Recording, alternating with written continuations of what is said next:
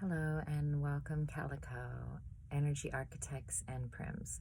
So I'm going to share an image of a natal chart, and with that natal chart, I just want you to try to navigate from the houses 1 through 12 and try to use my notes. I'll send you my notes to try to help you with the dialogue.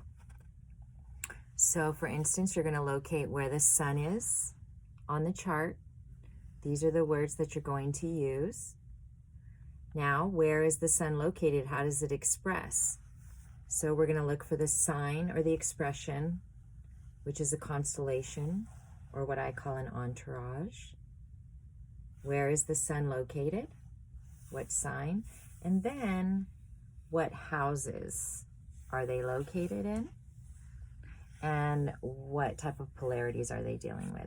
So this is a workshop that I took in 2011 with Karl Welz. And so let me just show you an example. I'll send these notes to you a little bit better, image separately. So the sun is in my 12th house of Pisces. Okay, so the sun, how do I integrate, express, and protect? How do I shine from the center of my life story?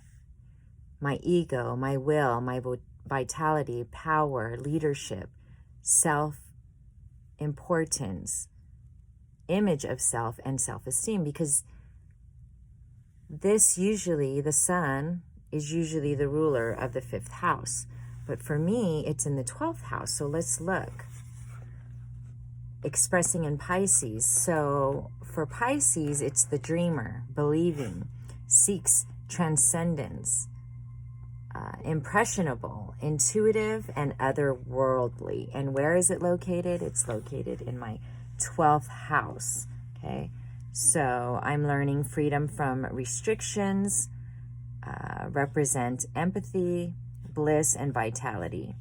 It's mergence. And the opposite polarity for that is the 6th house. Help yourself by helping others, service given, received, health, wholeness. So that is the polarity.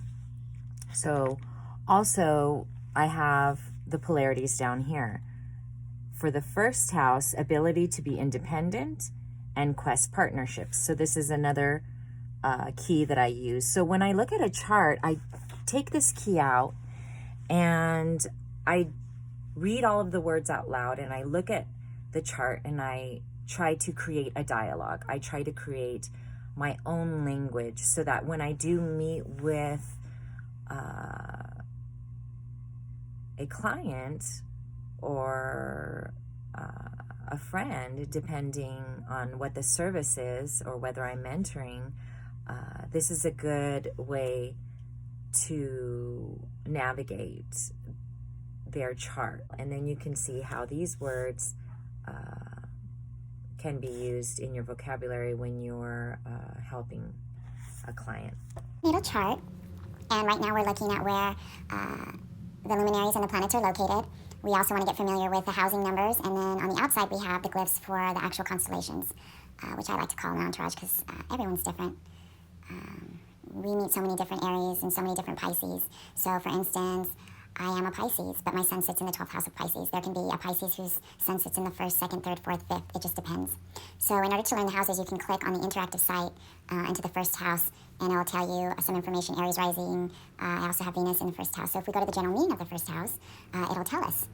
Here, the 1st house is the individual personality and also the ascendant. But if you go to the book that's downloaded on the site, click on astrology, click on brief introduction to astrology, click on menu, then you're going to click on houses. And there it is, the 1st house, the individual personality. So we have the 1st house, individual personality, I am. 2nd house, values and possessions, I have. 3rd house, communication.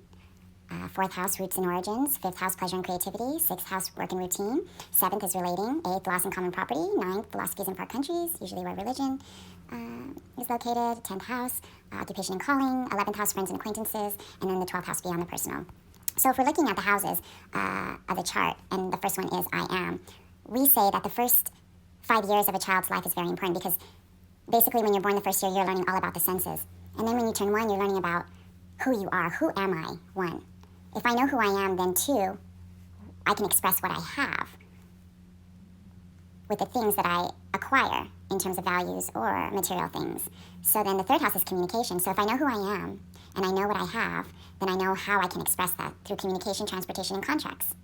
Then, how am I supported? If I know who I am, what I have, how I can communicate that with the support of others, then I have the ability to express my creativity. And that usually happens when you're 5 years old. You're learning what is unique to you. So we have the first one, I am. Second, values and possessions. Communications, how can I communicate that? Who supports me? What is my unique creative idea or spirit? And how can I serve my community with my creative, unique self? So that's where we get into the polarity. So we have the first house, opposite of that is the 7th house of relating. So it's I am is the first house, then we are. Okay? And then we have the second is value and possessions, which is Taurus usually. And it is I have, and then the 8th is we have, or how can we detach, or how can we go through a metaphysical death and regeneration?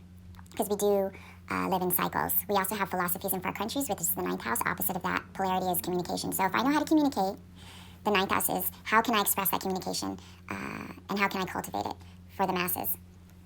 Another one is your IC, which is your roots and origins, your tribal, where you come from, what you're taught. And then 9th is how do you express that culturally, and how does that fit into the worldview? In terms of your occupation and calling, how are you performing publicly?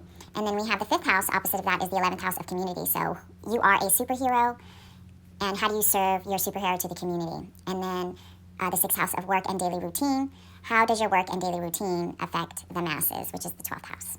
Okay, so we're going to go back to the natal chart, go to horoscopes, go to AstroClick Porch. On the inside of the natal chart, this person has lived 43 years. So, of course, anything you read about the planets or what specific transits that are affecting you will depend on where they're located in the chart. So go ahead and practice. Use the key of the notes that I sent you. For instance, we're looking at the sun is the example that I gave in the 12th house, expressing in Pisces. So when you look at your chart or when you look at a natal chart, go ahead and use the terms to try to figure out how you can create a sentence to correlate everything that you're seeing right here.